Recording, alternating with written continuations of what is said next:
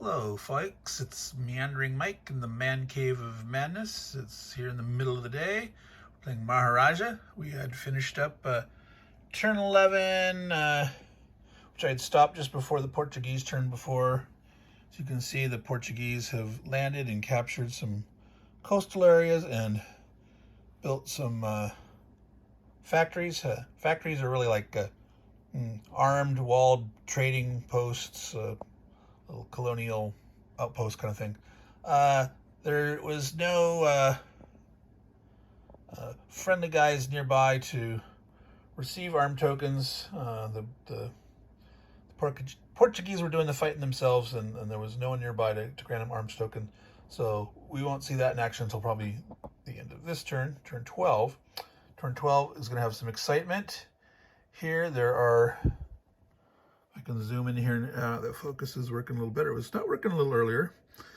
There are 14 Mughals and a leader coming on, and it's a major invasion. So that's a big big bang happening up there, Timur in Central Asia. The Portuguese are getting. That's that was the turn 11. Sorry, down here it's Akbar. Sorry. Akbar, 14 Mughals in Afghanistan. And the Portuguese will get 2 armies. They currently have 2 on the board, so they're only going to get 1 unless they lose 1 during the course of the turn, because the colonials only have 3 max armies except for the British. The British can have up to 8. I think I said 6 at one point in a previous video. It's 8. The British are going to get 2 guys coming on. The Dutch. The French don't come up till the next turn. So there's quite a lot of potential action here coming on. The only other interesting thing is the Rajputs get a leader come on. They don't get any bonus armies. Rajputs are still hanging on, but they're going to get a leader. So let's go ahead and quickly go over those colonial rules, the special rules, the Colonial Chrome, as I will call it. In the sequence of play, there is a factory phase and arms phase that come after the normal battle phase. Remember, in this game, each nation takes their turn in these orders. All right? And that means that it's not an I go, you go for each player moving all their nations. The nations will be interleaved. So you might have some for the green player go, and the blue player, and the purple player, and then a green nation might go again, then a yellow, then a blue, etc. So these steps are done each nation. And so only the colonial nations, the colonial powers, will have a factory phase and an arms phase. Okay. In the factory phase, a colonial power can build up to 2 factories in a turn. And if they already have 1 or more on the board, they may elect to remove 1 before they build their 2. So they might, in a sense, be able to move 1. They might have, like the next turn, the Portuguese might take this one off and then place, one somewhere else where they've moved their new armies, etc. So you can build 2, you can take 1 off. To be able to build a factory, there are 2 different conditions that must be met. Either the colonial nation, you can see part A here, the colonial nation have an army in that coastal square, and they can elect to place 1 there. That's what the Portuguese did. They captured those territories, drove off the enemy, killed some, drove some off, and built them there.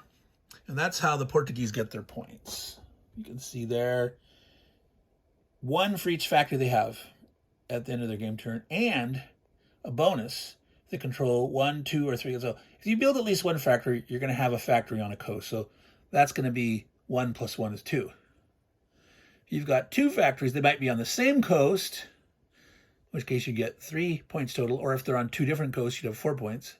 And if the Portuguese had all 3, they can only build max 3. The British can build up to 6 factories. If they had 3 factories on 3 different coasts, that's 6 points.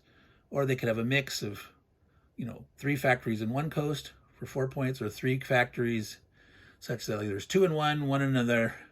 That'd be 5, 6, 4, 3 for 5 points. So the Dutch are the same, the French are the same, the British are the same for those bonus points. The Portuguese actually, if you notice there, get points for also killing Muslims. They were not able to reach any Muslims. The Muslims were all inland and over here, but they'll keep an eye out if any Muslims come near. Maybe they can smack on them and get 2 points each. It's not a bad return. But right now, the Portuguese built their 2 factories, and they're on 2 different, it's by the sea, so on the Arabian Sea, on the Indian Ocean, and the Bay of Bengal. Now notice that there are 2 provinces that are next to 2 sea areas. If you have your factory in one of these, it can count for one or the other, your choice, but not both. If you had just one factory there, that doesn't mean you have one adjacent to 2 coasts. But you could have one here and say, well, that's for this coast, that's for that coast, or etc. Okay, so those are a little more flexible things. And remember what we said, there's 15 coastal areas. Only 12 of them count for building factories. The endpoints of the triangle, Assam, Simhala, and Baluchistan. Can't build factories there. You can build in the other 12. Now, there are 3 factories for each of the Dutch, Portuguese, and French, and there's up to 6 factories for British. That is 15 total. You can only have 1 factory per square, per area, no matter what. So there's no chance that all the colonial power factories can be built at one time. They can't it's like to peacefully coexist and maximize the coast with stuff, because there's only 12 buildable coastal areas. All right, so colonial army in the square allows you to build it. The other option was to have a friendly, quote unquote, friendly nation in the land province you want to build it, and that colonial power has an army out at sea. So let's say, for example, the Mughals had guys in Gujarat, and the Portuguese had their army out at sea. They could say, oh, you're friendly because you're the same color. We agree. Build a factory in my area. They could have built a factory there with the Mughals. Now, if there's not the same player, you can get that other player just to agree. You can just use diplomacy. You can discuss it and say, hey, do you want it? If I build a factory there, I'll give you the colonial arms, and maybe you don't attack me, and I'll help you out. Or it can be a submitted or allied Indian nation. So if at some previous time in the turn somewhere else, maybe you did something that caused them to submit to you, and they had an army there, and it's a different color. It might be, say, the Rajputs were here, for example, and the Rajputs had submitted to the Portuguese, then they'd have to accept the building of a factory in that case. And that's the same with the British. The British have allies. When a nation submits to the Brits, they ally with them. And as we mentioned before, to ally with the Brits, you have to sacrifice either one army or your population growth marker, and you put it here to show that. That's the only colonial power that has allies. All right? So that's how you build a factory. You can build up to 2 a turn. Those 2 conditions have to be met. The factories count as a unit for defense. It counts as a normal unit like an Indian army, so it doesn't get a bonus to its die roll, and it's killed on a 5 or a 6. The thing is that when the factory's in the square, it's the last thing to die on defense. So if someone comes in to attack the Portuguese here, let's say, for example, the Marathas come in, the Portuguese army would either have to be killed, or it might like to retreat off. In this case, they could retreat to Sindh, for example. Well, actually, no, because there's Maratha. I've got to remember, you can't retreat to an empty spot if the person that's attacking you has other territories next to the place where you want to retreat. All right. But for the point of example is, if you could retreat off or all the armies were killed, then final hits could go against the factory.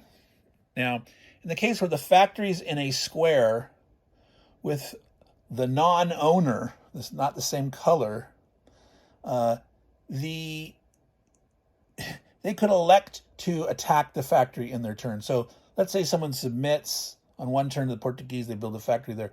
The next turn and the next person's turn, they can say, nah, we're going to try to throw off the revolt and we're going to attack the factory in our square. You know, maybe the Portuguese broke the deal and didn't give them the colonial arms, or something else happened and they decide they can attack the factory in the same square that they're in. Okay? To grant colonial arms, there has to be two conditions met. There is, for the colonial factories, there is an either-or option. You know, option A or option B. You know, the colonial had to be in the square and build it, or they had to be in a C square and have someone friendly enough to take it or submit it, etc. To grant someone colonial arms, get that focus working again. The Indian nation to get colonial arms has to be sharing a space with one of those factories. So is that case of where a submitted person, an allied person, or just someone you diplomatized with accepted a factory to be in their area. All right. And the colonial power has to, somewhere in the land area of all of India, has to have one of their armies in a land area. If you are totally out as a colonial power of armies, you have none on the board right now, you can't, even though you may have factories, on the board from before, if you have no armies, you're not going to be able to build any more factories, and you're not going to be able to grant colonial arms, okay? Unless you get more armies as reinforcements, and then you'll be able to move on from there. Okay, so that's granting colonial arms. You say, okay, I'm going to give it to that nation. You don't put the colonial arms on the board right away. So here in that colonial arms phase, in the sequence of play, factory phase, arms phase, you've said, I'm supplying arms. It's in that Indian nation's next increased population phase. That's when they get the colonial arms, and they get to choose where they want to put it on the board. Okay? Colonial arms, that marker acts for almost all purposes like a leader. That means it grants the ability to add +1 to the die roll when you're fighting a battle.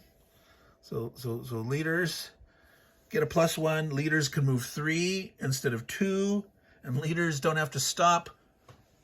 When they enter Hillens, they can move through. Now, first I question, why would an arms counter, why would arms let them move farther and move through Hillens, etc.? Well, this is the way I'm envisioning it. When they're granting them arms, they're probably sending along a cadre of maybe NCOs or something, some dudes that are going to train them in how to use these rifles, and sort of act as like a cadre. So in my mind, that's what's happening. That some professional European soldiers are there helping supply the arms, train them, and help them move and fight. Now, you can actually stack the bonuses from a leader and an arms. If they're both together in a battle, you get to add 2 to your dice roll. So that's kind of cool. All right. One last little thing about colonial arms is if that condition of having to have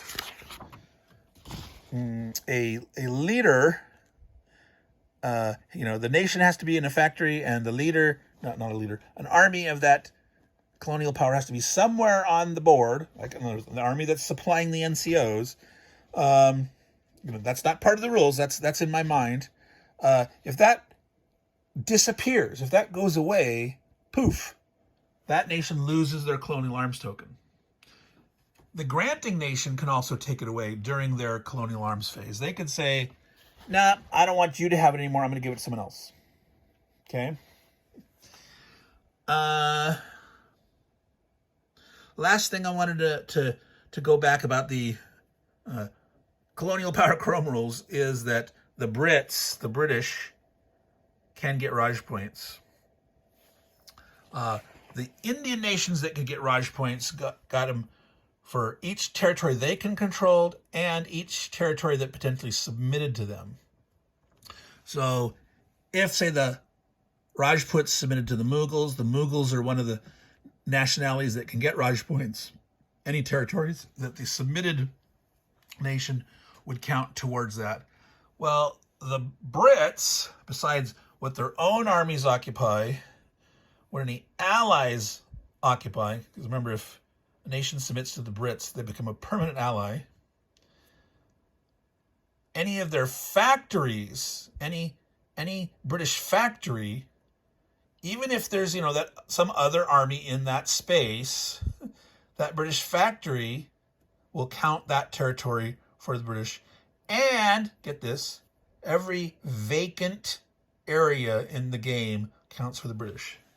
So you see all this territory here? At the end of turn 12, with the British in play, at the end of the British turn, all empty squares will count for the British for counting Raj points.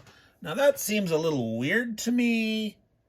Well, how are they enforcing it? Some kind of tribute thing? Well, if you remember that these are 100 or 50 year game turns, 50, I think turn 12 and 13 are 100-year turns. Yep. And the last 3 turns are 50-year turns. So lots going on, and yeah, there could be envoys sent, and you have to pledge to us or something. I would think it'd make more sense that if a unoccupied territory that was adjacent to a British army or a British ally or a British factory, that those would count.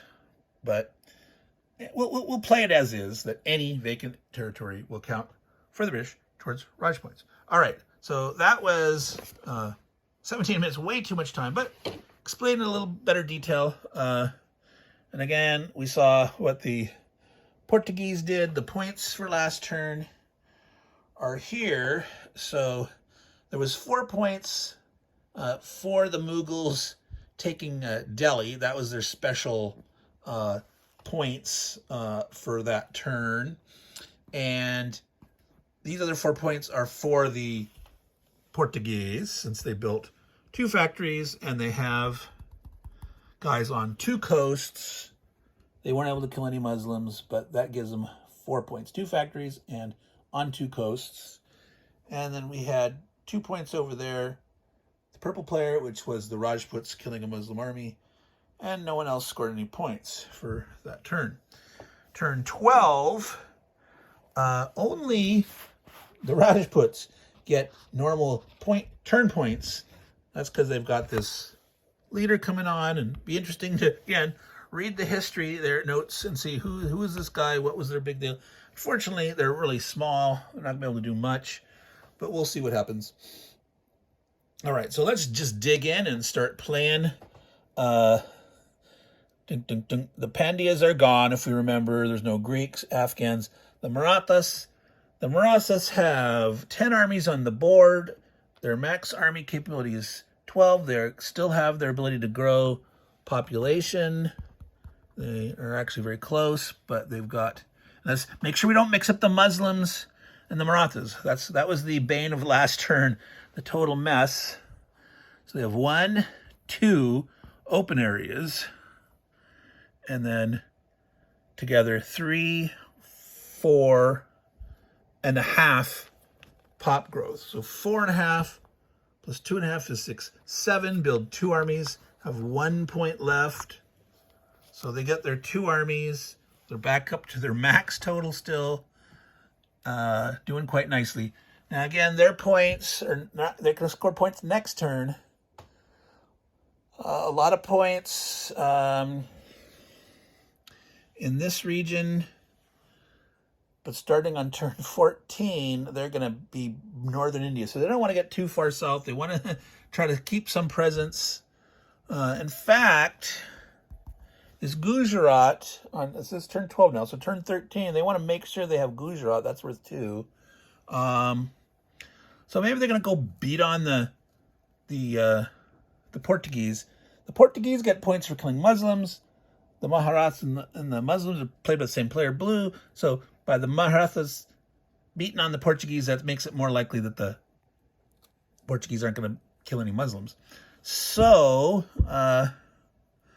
let's put one here and one here.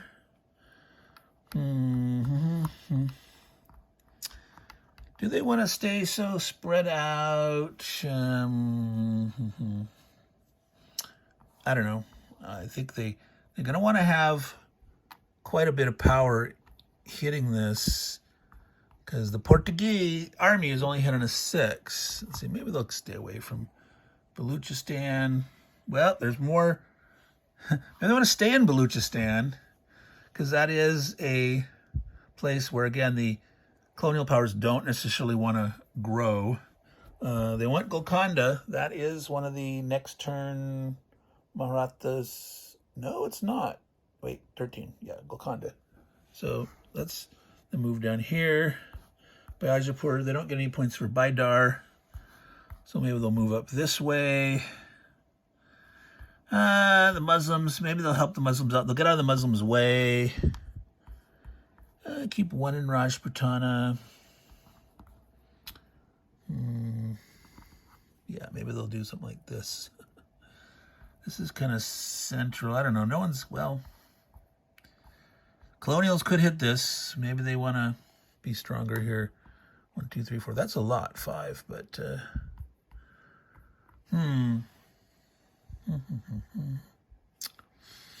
the Mughals are getting their big.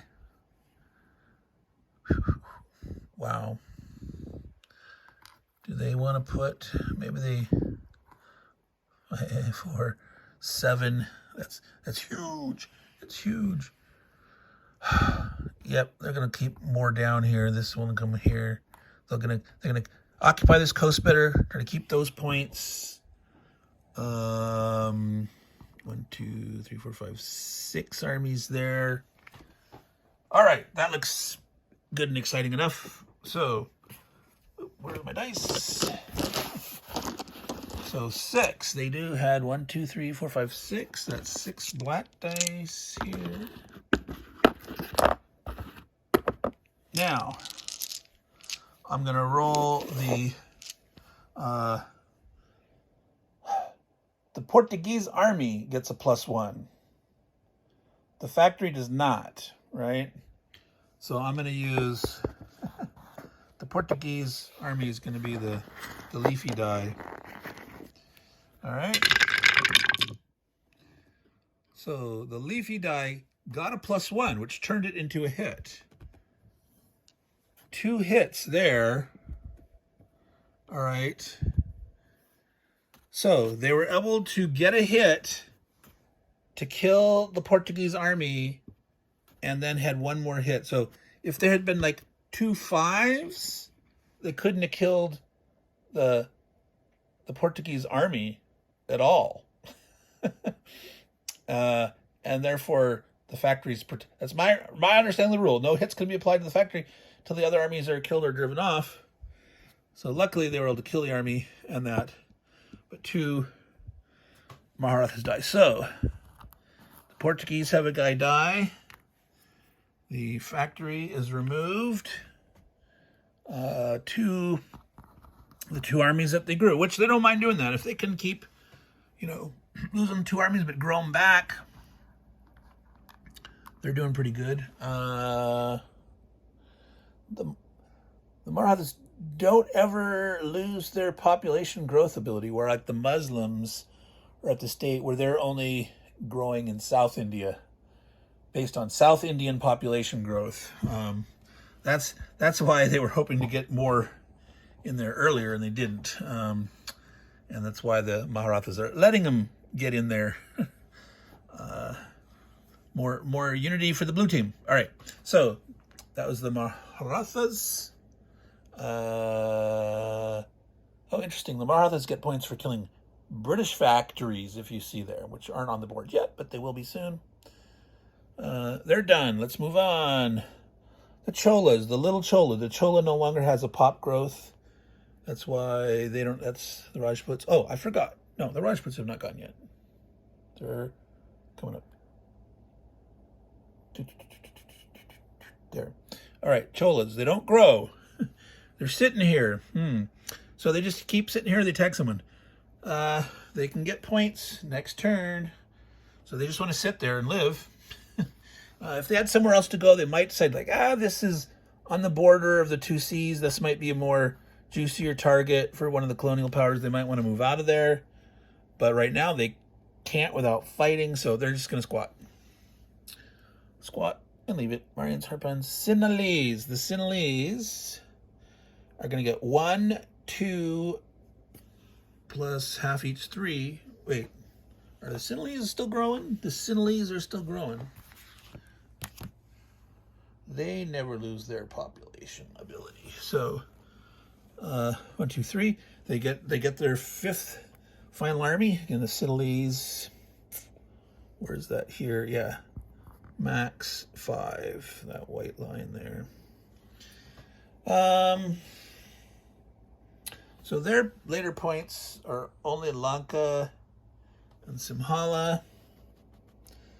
For these, that's, a potentially spot. These are both spots that colonial powers might come in. That's one, though, they can't, but they're going to be at max growth, so they don't need to worry. I mean, it's nice to be able to get your population up to the max and get ready to grow another one, but they're going to be fine. They're going to be able to grow, to gain more pop growth up to the max. They don't lose anything, but put the army here. Let's say just back off. Mysore is no longer points for anyone specially. It's just a generic province at this point. They'd like to stay all together. As long as they have at least 3 territories, they can support the population of more than 4, 6, up to 6. They can only have 5, but so they're going to do that. They're not going to fight at this point. They're just going to squat, try to survive. Yep. Move on. That was the Sinhalese right there. Sikhs. Rajputs. Okay. Rajputs have only one territory. They gain 1 growth. Not enough to build.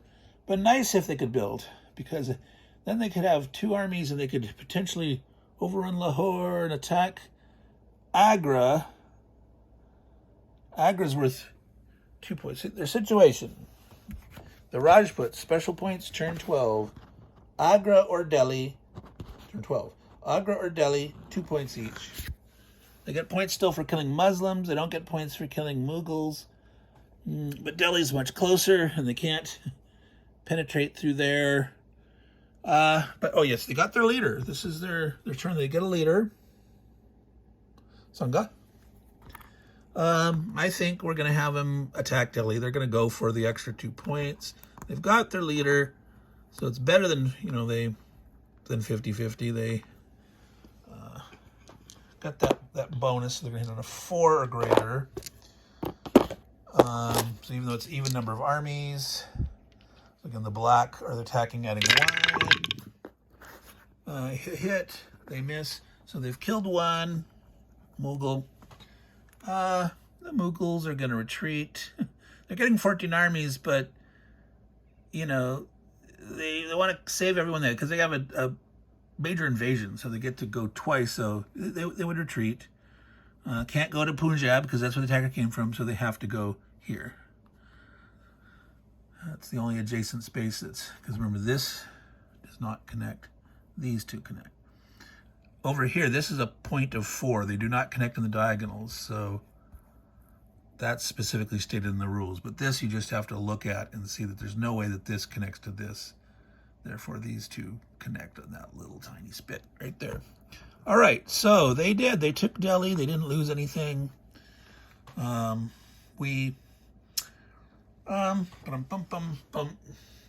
they'll score those points at the end of the turn. Rajputs, Gupta, Zagan, Muslims. All right. So now, again, let's not get them confused. The Muslims can only grow in South India now. South India. There it says rule number 4 under the notes. So they got a half point only. They went from 1 to 1.5. It's very unfortunate. They're feeling very weak. Turn 13. Berar, Bidar, Bijar, Golconda, Maharashtra. Not going to take that. Any other in South India? They want to dive into South India. Okay, wait. They do get potentially Bihar. No, Bidar, Berar, Bijapur. So Berar, the glare, Bidar, Bijapur. So they're all in here. So again, there might be some rearranging. That's next turn. It's turn 13 between the Maharajas, but they want to run into this stuff. So this guy can make it from here to here into the interior, and he'll head for that next turn. These guys are going to come down here. Wow, they can't. Yeah, they have to stop. They don't have a leader, don't have goodies. Now, if they go onto the coast, they could be killed by colonial powers showing up, or they could maybe be friended by colonial powers. Who knows? The French aren't coming on. The French are blue. They're the ones that would want to grant it to a blue guy, whether it's here or here. But they got to make sure that, well, they only have 5. So if they have 3 territories, that's enough to support population-wise. There's only 1.5 growth points, which will be enough to get 3 to actually grow next turn, and then they'll have 6. But yeah, they're hiding out. They're running into southern India. All right, so that was the Muslims' turn. Actually, see, yeah, if they were foolish, Sangha is a leader that they could get points for. But that would mean sitting up here fighting the Rajputs, who get 2 points for each army they kill. The Muslims don't get points for killing Rajput armies, but the Rajputs get points for killing Muslim armies, and the Mughals wouldn't mind, mowing over both of them the best they can. The Muslims can submit, I believe, in South India now. May submit if reduced to 2 areas in South India, but not north. So they could get wiped out in the north if they stayed. So at this point, no. All right, so that's what they've done. They've moved there. Muslims, moving on. Mughals, all right. Mughals, big time Mughals. Mughals are going to get 3 pop growth. So they started at 0. That's worth 1 army. So they get a growth. And they might as well put it in the southernmost province. And their 14 guys invade at Afghanistan, or also known as Afghanistan, for those of you or remember my fun mispronunciations. That's 5, 6, 7 plus Akbar. So yeah, so they got armies here from the growth. They've got this coming in. They got 2 turns in a row. They have no special points this turn, but they can kill Sangha, which they won't be able to because the Rajputs would submit, right? The Rajputs can submit. They would submit. So it'd be kind of foolish to go after them.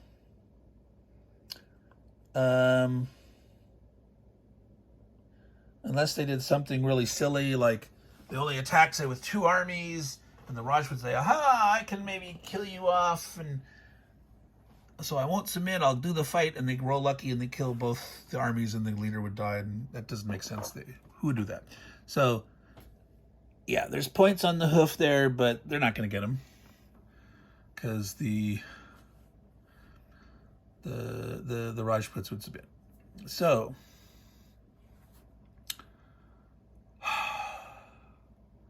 how far can they spread out? The Mughals are going to get points. Agra. Bengal is way over here.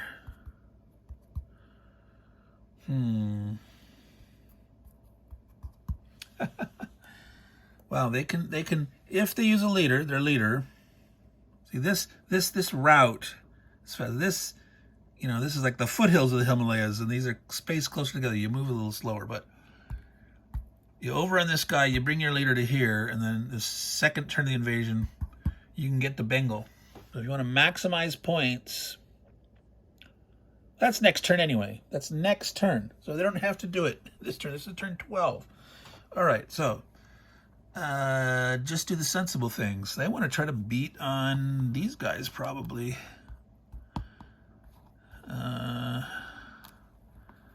It's a lot of armies. They could lose potentially. They could lose a bunch if they roll well. But those Marathas have been scoring a lot of points, so they've been doing blue a pretty good favor. Blue's up to 49 points.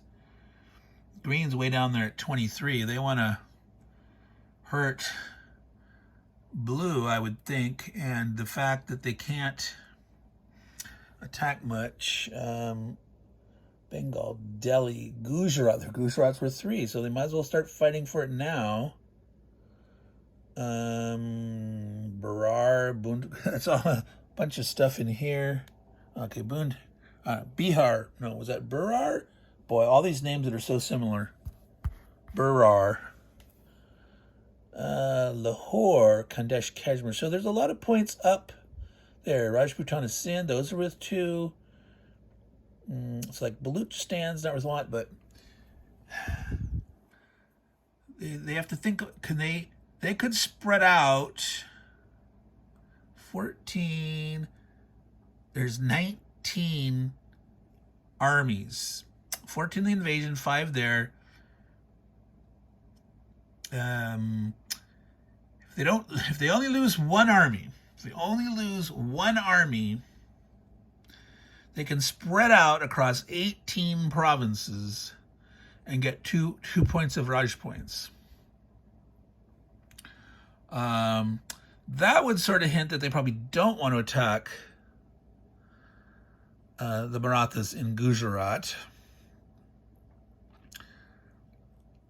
But if they don't, they're probably gonna, this is their good opportunity with that leader to be able to kill as much as they can. So do they take that risk that they potentially lose 2 or more armies? They're more likely to score good points next turn if they kill that stack of Marathas. Wait. Raj is scored at the end of your turn. So that means that the colonial powers can't interfere with that. Am I right? I'm double checking. At the end of their player turn, Raj points and Mughals are in the list. Okay, right. Yeah, if it wouldn't be worth necessarily trying to push to get the Raj points if it was at the end of the turn, because all those colonial powers can mess. Well, at least the Dutch and the British, the Portuguese aren't going to hurt themselves as a green player, but yeah, potentially that's an extra points now. So, but I really want to beat on this stack. I really want to do that. So we're going to do that, and I think they want to throw a huge amount of power into it. We're going to spread out here.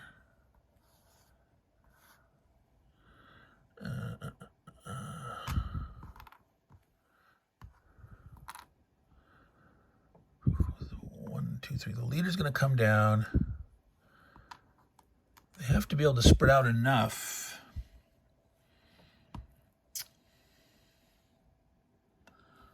See, they have to have 2. They can have 3 in one. They could have unlimited in the other.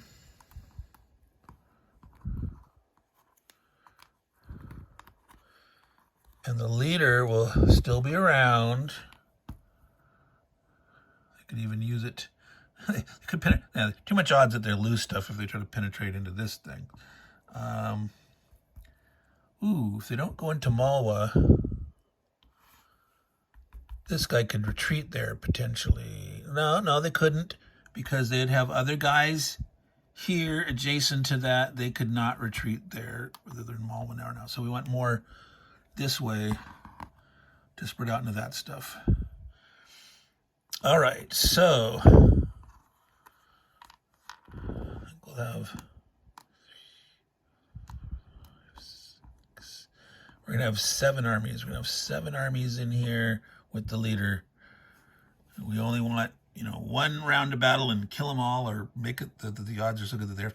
I mean, the Maharaja say, we're gonna stay and fight to try to kill 2. I don't think they're gonna want to lose that many.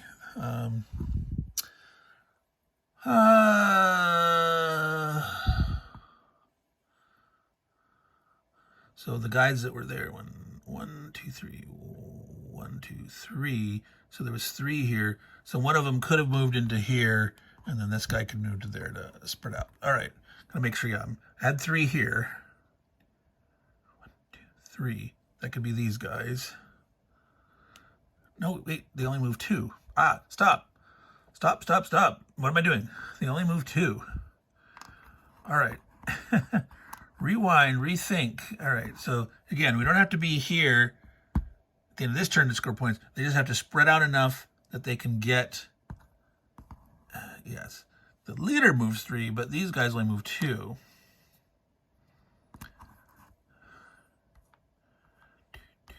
1, 2, 1, 2. Oh, interesting. I can go 1, 2 in Nepal. All right.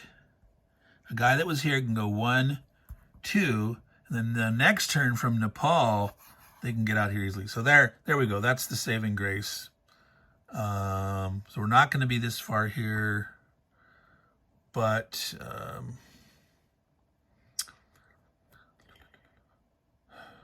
I throw another one in here? I could actually have 8 in here. But I'm only going to be able to spread out 2 from there.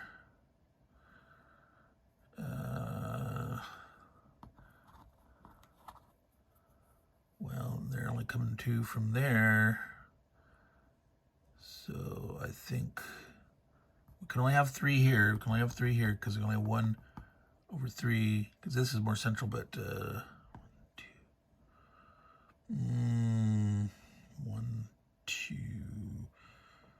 1, 2, 1, 2. That does give them a little further. Okay, we'll put 2 there. All right. Craziness, crazy talk. 3, 6, I do 7 armies in there. All right, so let's do this one first. The odds that they're going to get to have 2 Raj points are very slim, but because the odds are they'll probably end up losing 2 armies and all this. But we'll see what the dice are like. Okay, so 3 attacking, 1 the defender. They hit. The defender misses. So the Maharaja loses another guy, and they're in there. So far, so good. So now we've got 7 attackers. The magical leafy die. And 4 defenders. It's going to be another big handful. Oh, nope. Losing it, folks. Losing it. Where did it go? Errant die. Escape die. Wow. Suppose I should keep more dice on hand or get a bigger hand. Well, I actually have very big hands. I wear glove size 2XL. All right, we got him. We're trumping him in. All right, so the attackers, 1, 2, 3 hits. The leader's adding 1, so 4 hits. And only 1 hit by the defender. They did it. They mowed through the Marathas in a big bloody engagement. Only lost 1 Mughal army. The big battle of Gujarat, somewhere here in the 1500 AD. I have no idea. Again, I ordered some books from Noble Knight Games, from Osprey on various aspects of medieval Indian armies and the Indian Mutiny of the 1850s and other various times. One specifically on the Mughals. Want to learn more? That's why we play these history. I mean, you're learning a lot of high-level sweep of history here, right? Learning a lot about names and players, factor, who's involved in all this stuff in this region, but not a lot of details. And obviously, if you go to the rule book and read the historical section there, that'll be a nice little overview. And then you dig in more from there. All right. So that was the first part of the Mughals' major invasion. And now let's see if they can actually spread out and do their magic and reach enough. So we have one guy left over. There can be one square. What's the most points? Agra, Bengal, Delhi, Gujarat.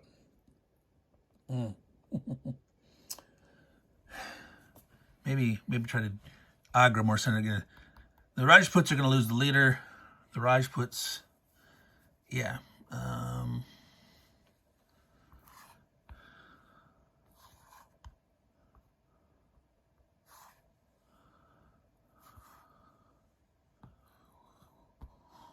You can spread out pretty good here.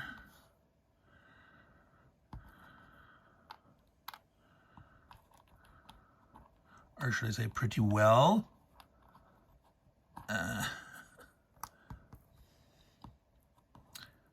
Oh no, did we miscalculate?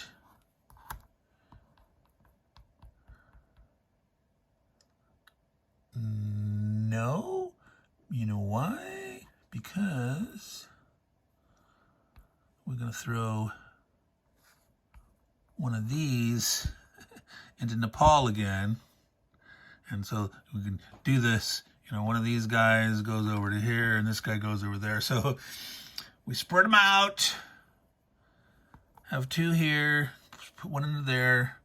So if we calculated right before, we should have 18 squares, 19 total armies. 1, 2, 3, 4, 5, 6, 7, 8, 9, 10, 11, 12, 13, 14, 15, 16, 17, 18. Bingo.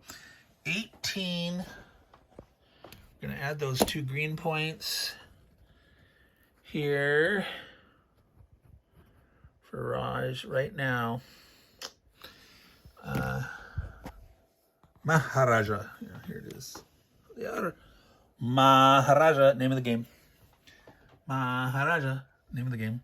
All right, being selling it. Meandering Mike here in the Man Cave of Madness. We're doing all sorts of madness. We're at 48 minutes. Obviously, it's taking too long. Once again, long turns. The Mughals are done. So that means we have the Portuguese, the Dutch, and the British. The French aren't on the board yet. I should stop it here now, take a break, and finish this turn later tonight. Actually break it into 2 pieces. And I'm going to do that. So you're not going to see the colonial action in this turn. Once again, you're delayed, but I will do one. So I'm going to call it quits for this video. Maharaja turn 12, part 1. And so that's greetings and goodbye from Meandering Mike in the Man Cave of Madness. Take care, everyone. Ciao.